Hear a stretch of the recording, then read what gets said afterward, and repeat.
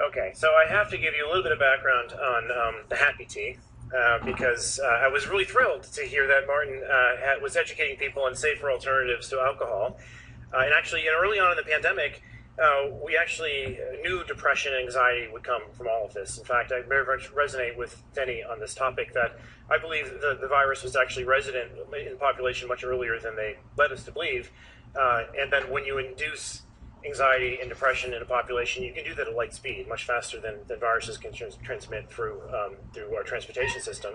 And then you get transmission patterns that are very confusing for virus. And the virus may, in fact, be damaging, but it may be a hair that breaks the camel's back, and this can get very confounded because we have great ways of detecting viruses. We have horrible ways, I think, of detecting anxiety and depression. So we went out and sequenced the genomes of 81 different psilocybin genomes because it makes one of the safest antidepressants out there. It's known as psilocybin, which was actually in the happy tea, which is something, a genome that we actually sequenced in about 5 years ago called psilocybin tampanensis. Now, that particular genus, we now know from sequencing all these genomes, makes a tryptamine cassette about 20,000 letters long with maybe 5 or 6 genes, and it has turned into a plasmid and shuffled itself around multiple different fungi. About 200 different fungi are shuffling around this antidepressant plasmid. Today, I'm going to tell you about a plasmid that's actually much more depressing. It's one that was mandated into people in the Pfizer shots, and unlike the one that was discussed last night, that one is actually an antidepressant and is illegal. And you can thank our regulatory agencies for getting this entirely backwards. So my background, this is my career, I would say, insecurity slide. Whenever I tell people about my background in the field that I'm in, they tell me to stop talking and tell me about this, about how you've built plasmid purification systems in the past. That picture in the upper right there is the plasmid purification system that we built for the Human Genome Project, and it was cranking out a plasmid prep every 300 milliseconds. It was probably about a $3 or $4 million build that fed about $40 million worth of sequencers. So I do know how to measure plasmids. I know how to make them. I've built DNA sequencers. The solid sequencer is one that hit the market that dropped the cost of sequencing about 100,000-fold across 5 years. So I can measure these things, but I don't have a PhD, and so I'm fairly easy to discredit in the news. The fact checkers are very good at this, but this did not stop Francis Collins from funding our center for about $27 million to build one of the cheapest plasmid purification facilities in the country. We were sequencing all the phasgids for NIH back then, and they gave us a $6 million grant to build this new sequencer.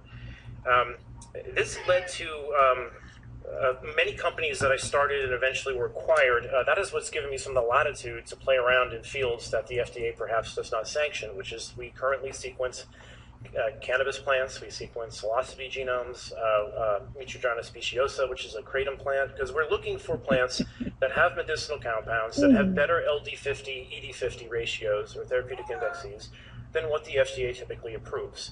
You may know lithium has a therapeutic index of like 3 times the dose will kill half the rats. SSRIs are 10 to 20. You get involved with psilocybin and cannabinoids, the numbers are almost unmeasurable. They're hundreds to thousands on therapeutic index. These are all illegal, yet they're far safer compounds, but no one owns them, and so they're going to continue to be horse-pasted like ivermectin.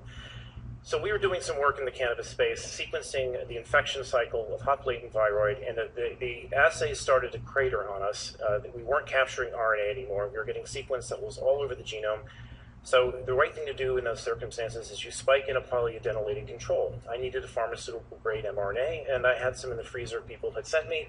It's like, perfect. All I got to do is treat that with Tritenex. I can throw it in, and if we don't pick up that mRNA, we know exactly which bead is broken in our pipeline. It's probably our magnetic beads that capture these things. Okay, sorry, I'm on a timer. So everyone, I think, knows this story. I'll skip over some of the slides that I think you've heard before. But we found this plasmid in this experiment by accident, is this point of this story, and since then many people have replicated. In fact, I want to give credit to Vanessa, who's in the audience. I think she, to date, has the best paper on this. She should be giving this talk next year. Because this was done with vials that were sent to us in the mail, and we don't know where they came from, so everyone just discounted the work until David Speaker repeated this in Canada with vials that came from a pharmacy. This paper is soon to be retracted, I'm sure. It is Despite that, it is the #1 paper that's ever been come out of this journal, Autoimmunity. It's got more downloads than anything you've seen before just in a few months. Actually, I think it's only been 5 weeks. And it's right now the top 1% of all journals ever tracked by Altimetrics in terms of the attention score it's getting online. I don't know what that means, but it is they can retract it, but everyone's read it, is the point. And we're going to touch on some ways where they can't retract this at the end. I think that's an important thing. I don't want to just moan about peer review. I want to give you a reason and a direction to fix it. So the whole story comes down to DNA limits that are in these vaccines. They were devised with naked DNA in mind. You inject someone in the arm, and you have a lot of enzymes in your body, like DNases and nucleases, that will chew this DNA up. This whole paradigm changes when you put it in a lipid nanoparticle and transfect it. Robert can tell you this because he pioneered a lot of this work. Transfection means it gets into the cell and it makes it very active. When they try to tell you that there isn't a difference here, you merely need to point to the fact that their mRNA will not work. We all know that it doesn't, but it won't have any spike expression if it's not wrapped in an LNP. So the same system they're using to get the RNA into your cell and claim that this technology is a breakthrough is what is carrying the DNA into the cell, and that is going to have consequences that we're going to touch on. So this 10 nanogram DNA limit was made decades ago. It used to be 10 picograms, 1,000-fold lower, and the reason it's obsolete is we can sequence every piece of DNA inside of these things today and know exactly what it is, because 10 nanograms of some random DNA is very different than 10 nanograms of Ebola DNA, or some pathogen that is very small in size and very high in copy number. It shouldn't be based on weight, it should be based on molarity. That's something that we all know as molecular biologists. I think Jessica's going to touch on some of this, the crime that's actually going on here. Retzef Levy, who's now on the ACIP committee, published a great paper with Josh Gutzkow showing that Pfizer pulled a bait and switch. They had process 1, which was how they generated this plasmid. They used PCR to generate this material that was injected in the trials.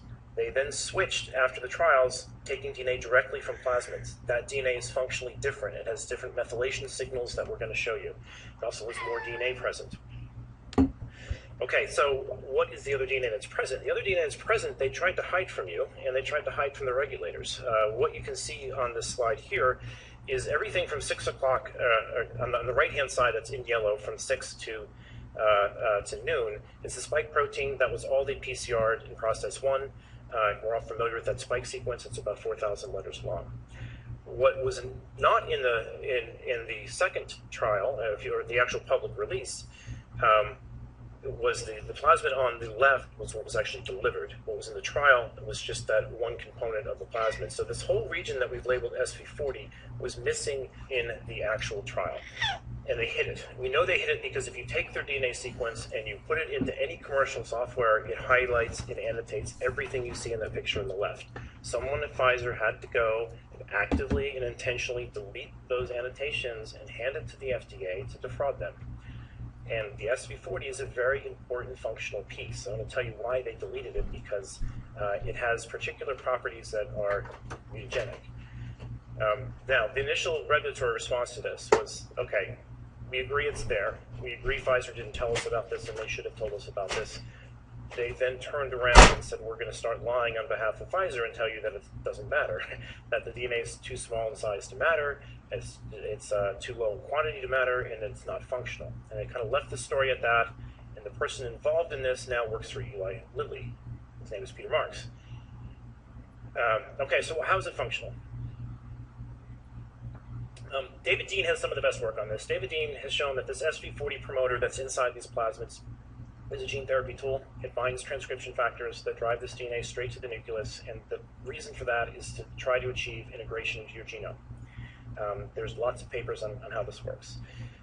Drayman et al. Has shown that the same sequence actually binds P53. This is your tumor suppressor gene.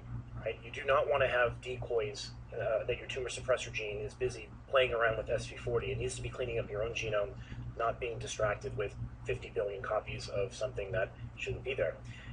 Moderna doesn't have this, so that's evidence that this is completely superfluous and reckless.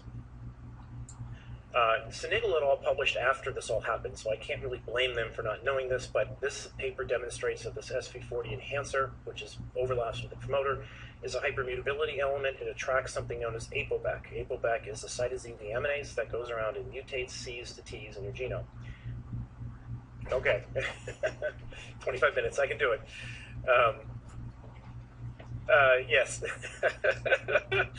Okay, so this is, we don't want these somatic hypermutability elements in here either, so to the point of functionality. Is that still too fast? Okay, so the FDA guidelines on this, they came from a paper called Sheng Fowler and Keith Pettin. The important part of their work is that they spell out this molarity versus nanogram issue, that 10 nanograms of DNA is only 1,000 copies of the human genome, but 10 nanograms of a virus, that's like 5 kb, like SV40, is billions of copies.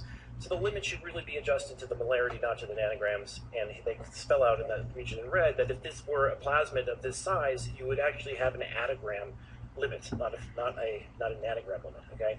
That's much, much lower of a limit for those who don't know the terms. Don't make me do that math on the fly. probably 10 to the minus 6 or something different, but it's several log scales. Anyway, the point of this is to remind people that the integration capacity of DNA is related to its size. It's because of the ends of the DNA. The phosphates and the hydroxyls are what drive this. So when you chop the DNA up into small pieces, it becomes buckshot into your genome. You have many more phosphates and hydroxyls that can integrate. So you do not want to chop this stuff up and fail. If you're going to chop this up, you're going to chop it up into single nucleotides, not leave fragments behind, which is what has happened here, is they chopped it up and made it worse. There's a paper from Liminal that goes through these integration frequencies, and they see about 10% of the cells get integrated when you have DNA like this in a lipid nanoparticle. So does it actually happen? You can ask Moderna's patent attorneys, they'll tell you that this stuff is a risk for integration, yet the FDA doesn't seem to have read these papers.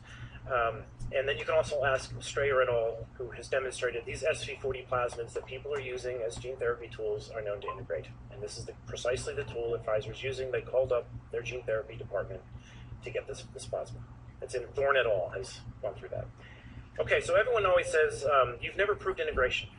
For those in the field who work with these vectors, this is a bit of a tiresome argument because there's clinical trials of people using lentiviral plasmids like this, getting thousands of integrations per patient, where 10% of them get cancer.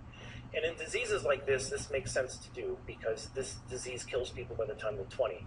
So all the patients are going to gamble with a 10% chance of lymphoma if this is going to give them more lifespan.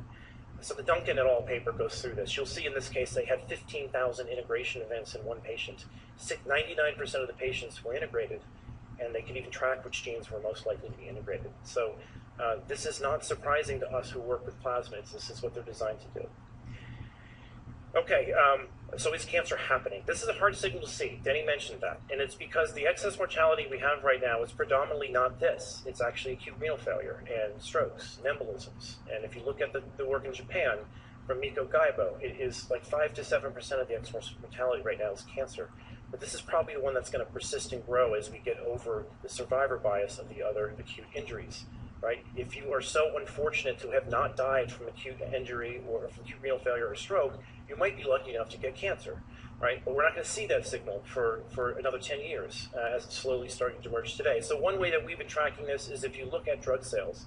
Drug sales are interesting data because if you lie about your drug sales, the SEC can put you in jail. If you lie when you're at the CDC, no one goes to jail. Right? So the challenge of getting data out of the government databases is that you're probably working on a foundation of sand, and you should go to the market data where people have a little bit more accountability. And so when you look at the drug sales, you can see they're on the rise. This has been adjusted for GDP and population increases, and it's concordant with the timing of these injections. Let's look at persistence. Multiple papers out there show that DNA and RNA is sticking around for a long time. We don't know which molecule it is, because most of these tools are using RT-PCR. They amplify both DNA and RNA, and at the time these papers came out, they didn't know about the contamination that we had found. So they thought it was the RNA. But the Krausen paper sees it in heart cells 30 days out. The WorldGen paper sees 60 days out. We have papers finding it in placenta 2 to 10 days out. We have it in plasma 28 days later. And we can see in breast milk 5 days later. The breast milk paper is a bit of a joke. They were calling these pregnant people. They used a PCR assay that had a copy number, an LOD of 440,000 molecules. You have to be like a really bad high school student to make a PCR test that can't pick up 50 molecules. And this thing is like orders of magnitude broken. They did that so they could say it was only there for 5 days and called them pregnant people. So always a red flag when you see that in a paper that there's look deep into the methods. Oda et al. Probably has the record here at 17 months in cerebral arteries. So this stuff is persisting. We now look at the protein side of this. The protein side, this is sticking around longer.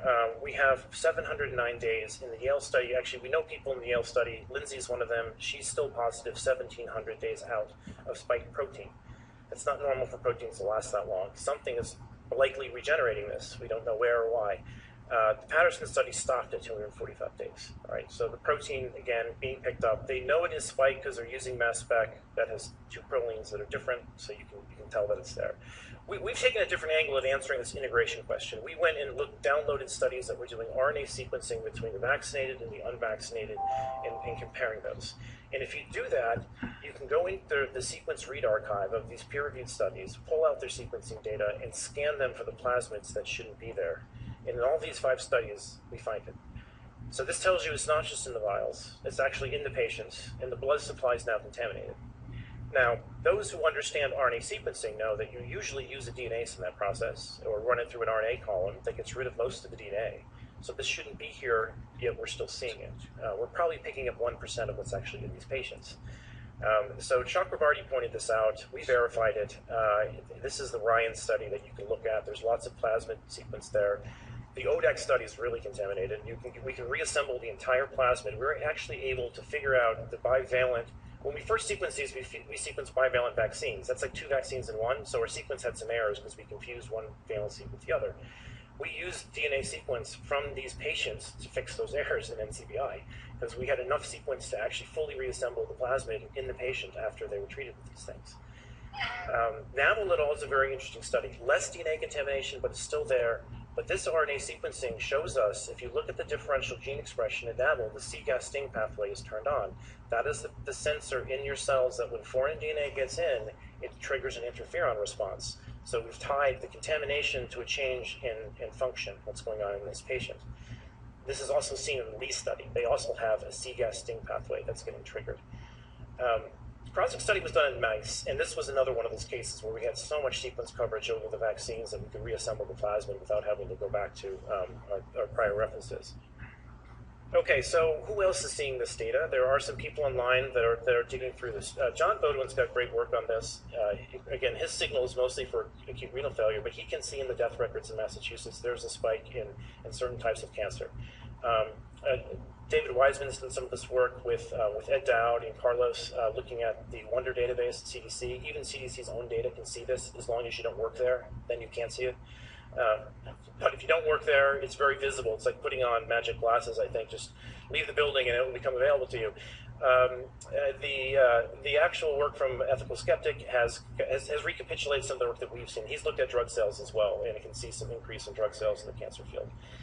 I think that one of the most interesting studies was in Japan. It got retracted, of course, but this was a study that demonstrated the excess mortality in Japan now surpasses the tsunami and Hiroshima combined.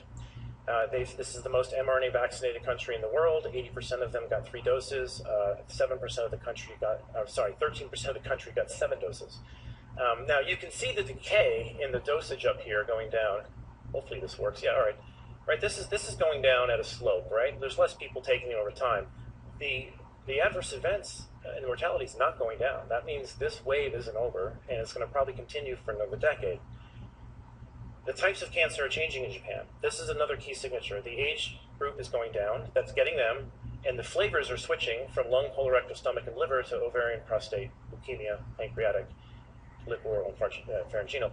These are more estrogen-based, which I think you've pointed out to me before, that the types of cancers are moving in a very interesting direction. Pfizer knows about this. They're out buying cancer companies. They dropped $43 billion on Seagen and $2.2 billion on Trillium. So what else could be causing this? Very recently, we have been using Oxford nanopore sequencing to sequence these things to understand the length of the molecules that are in there. Pfizer keeps telling us, or the FDA keeps telling us, the molecules are too short. Well, if they have no measurement to know this, we FOIA'd them. Some of the great journalists that Jessica's going to go over FOIA'd in ATIP at Health Canada. Health Canada told the public these molecules are too short to matter. They're on email record almost the same week asking Pfizer how long they are. All right, so and Pfizer answered they don't know, that they have to build an assay to figure it out. The assay is a $5,000 Oxford nanopore sequencer. It's not a lot of money. All right, this costs us maybe $1,000 to do. And it gives you a nice histogram of the length of molecules that we're finding, and you can see a good portion of these are over 500 bases in size. But the other thing that Oxford Nanopore can do is read DNA in ways that we've never been able to read before, where it can pick up the methylation status. These things work by threading single molecules of DNA through an alpha hemolysin pore, and when you do that, there's a picoamp current difference as the DNA goes through that pore that is indicative of the sequence context running through the pore. So if it's methylated, it gives you a different sequence. So now we can read two other bases in the genome that we've typically never been able to see with traditional sequencing. We all know of A, T, C, and G, but the C's are often methylated and the A's are often methylated. It's not as heritable, so we ignored it in the Human Genome Project. But it's very important information for your cells to know whether the DNA is actually human or whether it's foreign. Your DNA is methylated at C's, CpGs, C's next to G's. Bacterial DNA is methylated at a different motif known as a CCWGG motif, and that's a signature for it being bacterial. And sometimes it's the A's methylated. Viruses do the same thing. So when your cells see methylated DNA, this is a way that they can sort out whether this is self DNA or foreign DNA. If it's foreign DNA, the cells go haywire, and they trigger the C-gas sting pathway to go and either kill itself and shut down with apoptosis, or they grow it like mad oncogenically. All right, so this is a very important switch in the cells that we have to track. Now, the unfortunate thing for Pfizer is that they didn't bother to think about this when they left the plasmids in there, because the plasmids are all methylated. And there's a way to do this to not have any methylation. PCR is one way, or you use a cell line that doesn't do this.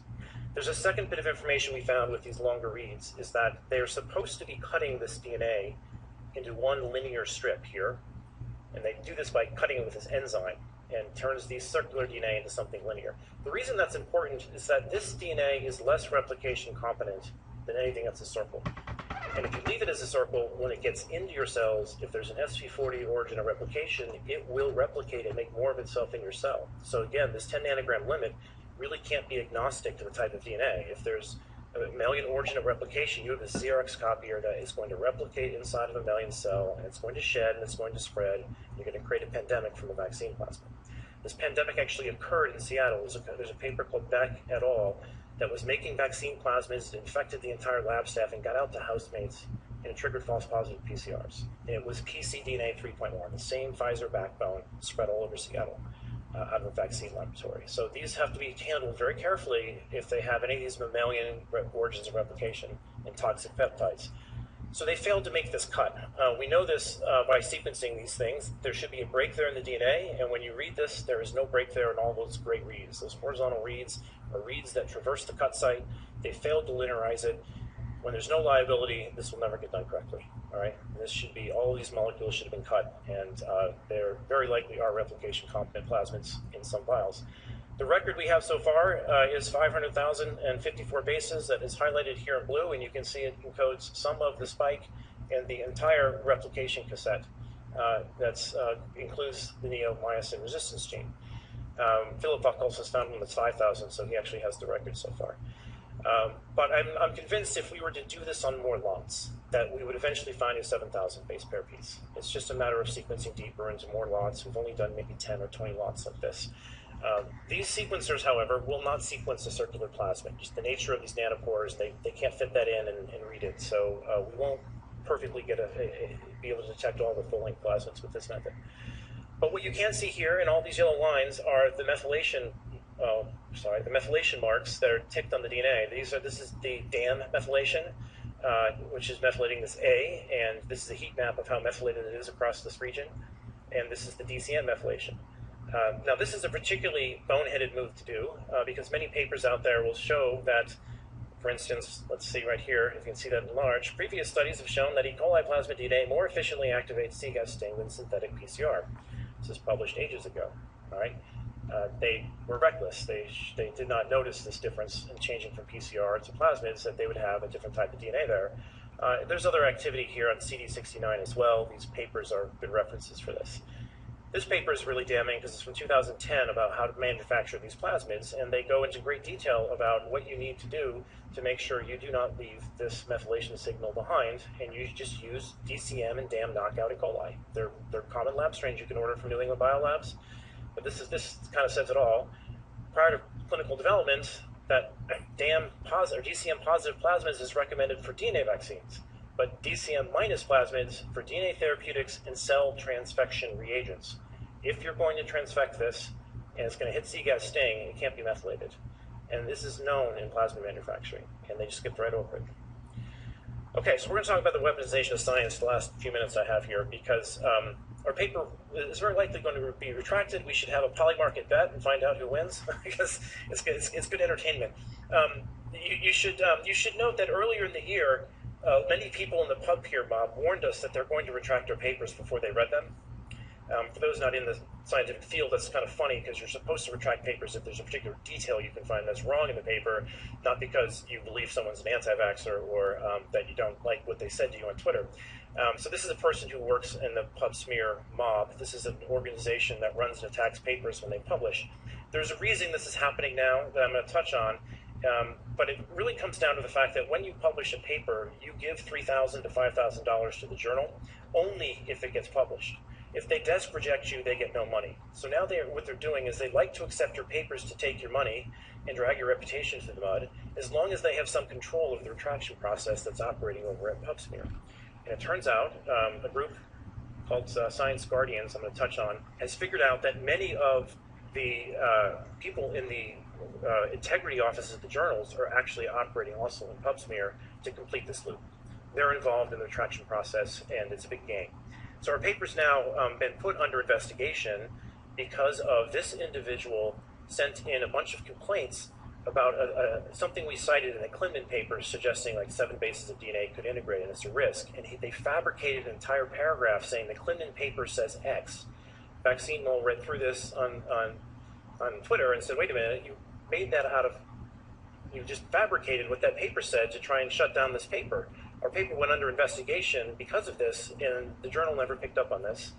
And he's now confessed to it. Good catch. I did, in fact, fabricate this lie to the journal, but it wasn't my fault. Grok did it, or ChatGPT did it. So now you have to understand that the hilarity and the hypocrisy in this is that PubSmear spends all of its time chest pounding about how bad there are paper mills out there that are using AI to publish papers. That's all false. And here they are using AI to fabricate information to take down papers they don't like. So it's kind of funny. They've also been some emails circulating suggesting there's retraction for hire people out there, that you pay them on PayPal and they'll help do some of this dirty work for you. Science Guardian is the one who picked up on the fact that there are a lot of people in the research integrity offices at Taylor and Francis that are also working in PubSmear, and this seems to be a little bit of a collusionary activity that it would be far it'd be far worse for pharma if these people just run around and desk reject things, because no one knows about desk rejections. But the moment they actually approve you, they take your money, they take your copyright, they hang you out to dry in public, and then tell their friends over at PubSmear, go attack this. And when they're all done with this, we've wasted a lot more time, money, lost our copyright, and at the end of the day, pharma is better off because they've taken our money and they've ruined our reputation in the process. So this is why I think retractions are actually going up, is because this is a more effective way to shut up dissidents than to desk reject them, is to actually let them go through, but just have a hand in the process of destroying them later. So we have to get rid of this. And one thing that I've been doing lately that I think is a good way to disintermediate the journals, because the journals really do not bring us any value anymore. Anyone can post a PDF. This is not rocket science anymore. And the real value in peer review is not giving $3,000 to the journal. We wish that money would go to the reviewers who are actually doing the hard work of review. They're the people that bring the quality to the paper, not the editors. But none of the money goes to the reviewers. It goes to the journal, and they also get advertisement money from pharma. So what we're starting to do now is to post these papers on Nostr, which is a decentralized relay store that runs on Bitcoin. This you cannot censor. And so we can put our paper up there, take a link to that paper, and I tend to etch that into Bitcoin's op return as well. Bitcoin is even more secure than Nostr. It's been around longer. We heard recently they had an upgrade in Bitcoin that allows a little bit more space to be etched into their memo section. So I write in the journal title, I write in the author, I put in a link to the primal network that has the image of the paper. You can't put the whole image in Bitcoin, it doesn't fit, it's not a good place for it. And then I put a hash of the file that will tell me if anyone's modified the image, the hash will not match what's on Bitcoin. So it's sort of a tamper-resistant mechanism by putting your hash on an immutable ledger. But these immutable ledgers have a monetary network built into them. So now it's not very hard for us to turn around and put out a bounty to say, I'm going to give $500 up front to whoever comes and reviews this, as long as you put your CV public and all the reviews public and all your conflicts public, and then we'll let the Twitterverse decide whether you are honest or not. And if you're very good at this, I may pay more later. And if I want it done in a week, I'll pay more. And if I don't need it done in a week, I'll pay less. Like we need pricing signals in peer review. If you don't have a pricing signal in a market, it turns into a communistic hellhole, all right?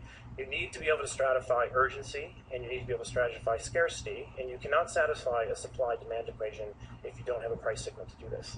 So I think this is the direction we should go, which is build a price signal into peer review, get rid of the journals, make this peer-to-peer, and put them on immutable ledgers so that no one can ever take them down again. And all the tools are there. I have a Substack that walks you through how to do this. So we need to Uberize this. And Uberizing, I mean, I'm tired of seeing PhDs driving Uber. They should be reviewing papers in the weekend, and I'd pay them more than what they get from Uber.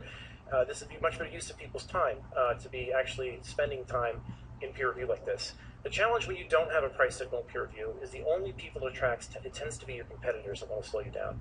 Who else would spend their free time going over papers like this on weekends, unless they have a motivation or an interest in your work that may in fact not be in your best interest? So I think we can build this with proper bounties as long as there's transparency. Everyone's going to complain, you're putting money, it's bribery. We already have money in peer review. It's going to all the wrong people, and it's leaving us with an attack surface where the journals get to basically get co-opted by the pharmaceutical advertisement revenue. And this is a big problem. If we don't fix this, we're going to have 6 feet distancing again, we're going to have masks, we're going to have all the buffoonery that occurred because the peer review system is clearly captive. So we have to just rip it out and start over. Okay, so last slide. So Pfizer did a big bait and switch. Chest will tell you more about the details of that fraud. There's been a lot of replication of our work. There's also been 2 papers that have come out contesting our work. One's a preprint, one got through review.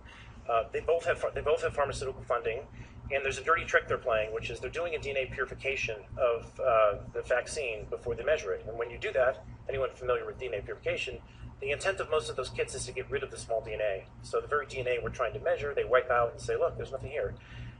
So you have to pay very close attention to how they're measuring this. You really have to do it right out of the drug product. You can't take it out of the drug product, put it through a column, and then measure it because you've now altered the product. There is now a lot of people seeing this in RNA-seq data, so it's in people, it's not just in the vials. The blood supply is contaminated. We do have some signals, although preliminary, that cancer is on the rise. We think this might be involved. We don't know that it's integration that's doing it. It could just be the C-gas sting pathway that's doing it. There are several papers showing this post-vaccination at the injection site. So like we can't be calling these anecdotes anymore. They've used the wrong coli cell line. This is really like Bio 101. This is embarrassing. When you talk to people in the field about this, that they didn't even check the damn DCM status of the coli strain. And this is a sign they don't care, and they never will until you give them liability. And these liability mandates, I think, may be the largest carcinogenic hit we're ever going to see in our lifetime, because it hits so many people. We're talking 13 billion shots into billions of people, and it's completely unregulated. And I think the way that we have to fix this is to just change peer review, because this is becoming a church and creating a cult of vaccine science, because it's big kabuki theater that's orchestrated by journals. So with that, if you want to learn more about what we're doing next, we're seeking some fibrin clots. We've already done 2 patients, and we can see some high impact variants in the fibrinolysis pathway. So there might be some druggable ways to deal with this, knowing that this pathway has some mutations in the population that might be giving us some insight as to what's going on there. If you want to follow me, this is where I'm at. We do run a medical cannabis conference every year that's in June, and it has a lot of the same themes here, like how do physicians get around the fact that the FDA and the government seems to hate generic drugs. So I'll leave it at that.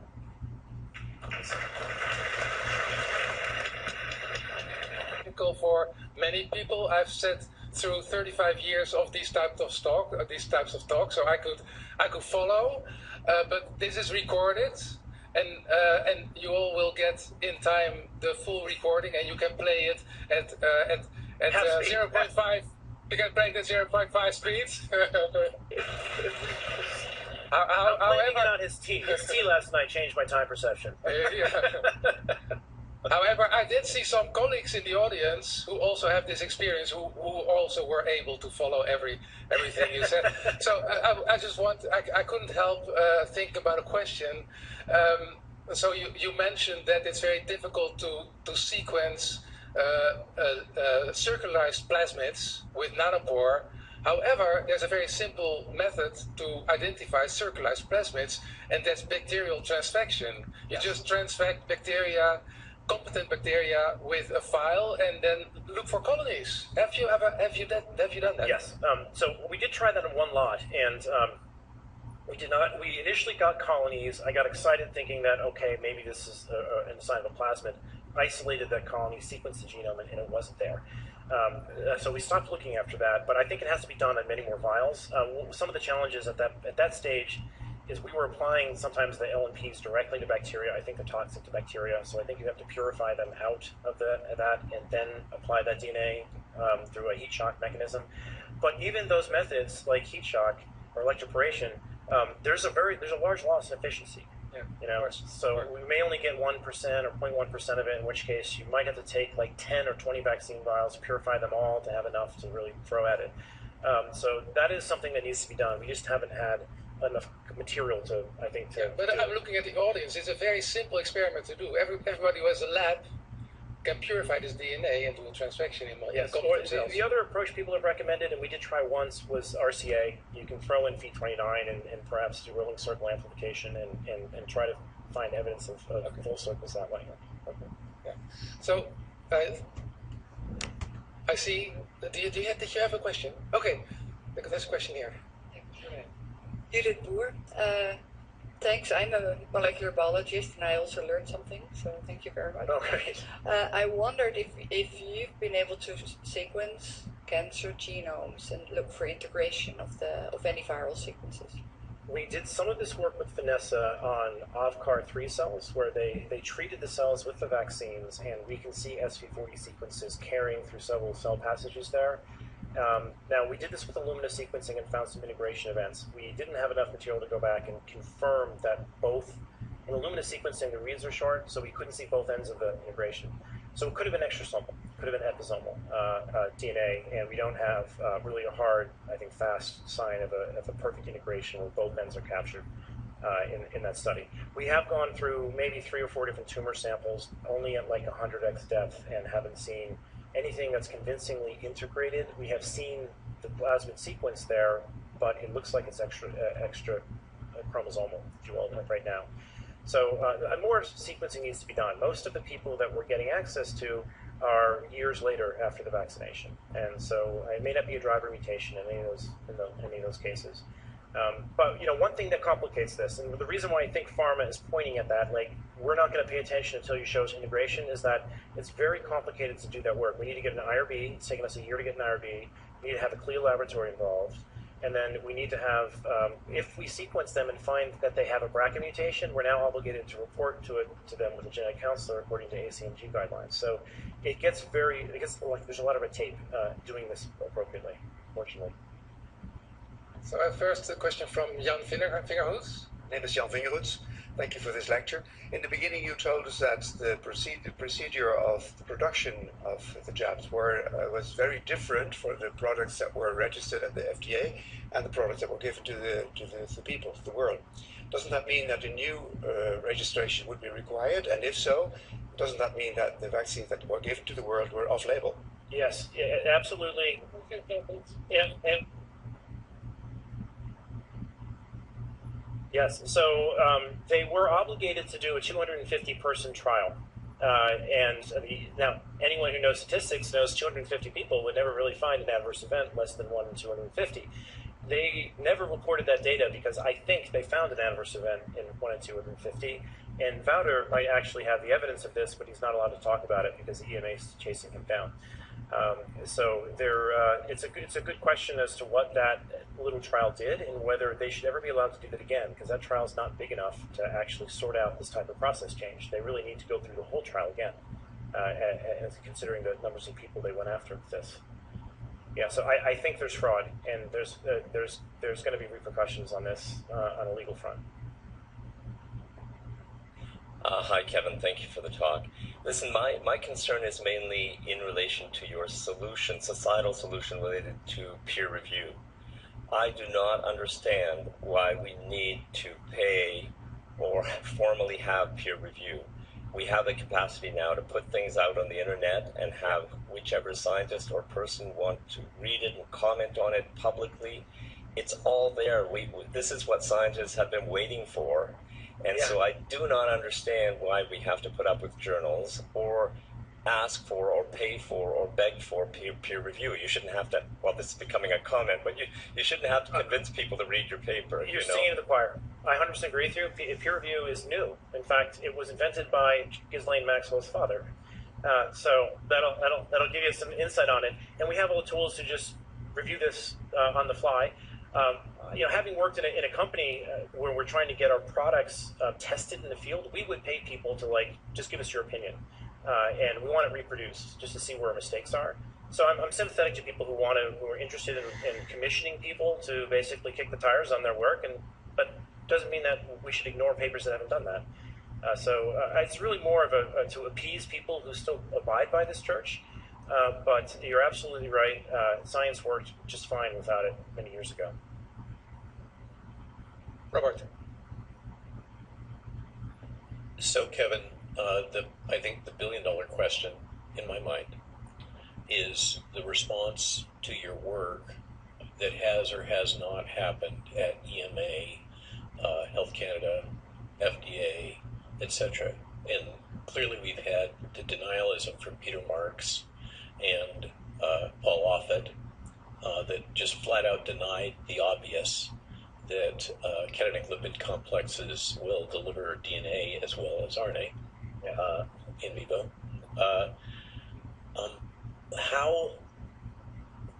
What has been your experience with the global regulators, Western regulators, in terms of responding to your data? And oh, by the way, a tiny little point. There's this science paper in 1990 that shows that naked RNA does actually get into cells. Yeah. Yes, there is. Your authors. Yes. Fascinating. So they have been quiet, and that's. I'm hoping that's changing with the new administration that's there. I presented this at one of the FDA committees maybe 2 or 3 years ago, and it went radio silence, and they conjured up all types of excuses. You said 2 years ago you presented this data to the agency and they blew you off. Is that what I heard? Yes, absolutely. Yeah, many more people have been ejected, many more people have died since they've ignored this, and they've had this on their plate since then. So I think there's criminal intent there. I also believe this is going to look like RICO in the end, because they basically are covering for their sponsor now. You want to translate RICO for the European audience? It's racketeering. It's racketeering. The moment you're given evidence that there's a crime going on and you start covering for the criminal, you're part of the criminal enterprise. And this is what has been going on for the last few years: is that they admitted they were deceived and then turned to the deceiver for the excuse for why they were deceived, and parroted it all over the world. So, to your point, this was exactly the point that I made at the ACIP in the last meeting. Was that Bren Burrell has demonstrated a direct manipulation of primary data in the submission, the biodistribution stuff, and the response was from Pfizer. Yes, I'm paraphrasing. Yes, and the FDA knew we were doing it. Right. So that sounds to me like they're not really a regulator; they're part of the marketing department. And that shouldn't surprise us if you know how the FDA is funded through the PDUFA Act. At least half the revenue is coming directly from their sponsors, not from taxpayers. So they whistle the tune to whoever pays the piper, I think, on that one. So I'm hopeful it will change with the change of administration. There's been a lot more communication since that's occurred. At least I'm hearing from the ACIP committee and other people. So I'm hopeful that they'll start to act on this. But one thing everyone should know is when the regulators say that they don't think it's over the limit, none of them have tested it themselves. None of them. They're all just saying Pfizer said it was X and we believe them, even though they just lied to us about SV40. Now, there is one set of high school students that did go into the FDA laboratory, White Oak, in the summertime for an internship, and they were able to find it. High school students can find it. The FDA cannot. All right, this is how ridiculously easy this is to do, and how negligent it is that they've not replicated it. Okay, I have to go to another question that was raised all in the back. You mean on how fast I speak, or? Well, I think that this is a really important point in that if you clean up all this DNA, we're not out of the woods. I don't want to pretend that this DNA is causing all these adverse events. There's a lot of other problems here. This is really just forensic evidence of the crime, and it's decentralized into all their vials. They can't take it back. But the spike protein's a problem. The LNPs are a problem. I think the spike is actually amyloidogenic, and we're not going to know that problem for another 3 or 4 years. So cleaning up all this DNA doesn't solve the problem. There's a question at the back here. Chris at the World Council for Health, brilliant as usual, Kevin. There seems to be this strange discrepancy at the moment about the cancer issue that almost every practitioner can share on a daily basis, how many stories of new onset cancers they have. You talked about the shift in Japan of the type of cancers, but all statistics don't really show that you call it the second stage of damage that we're facing. Usually cancer would take a lot longer, 10 to 20 years to appear anyway. But thanks for pointing out that at least drug sales show an indication that something is going on.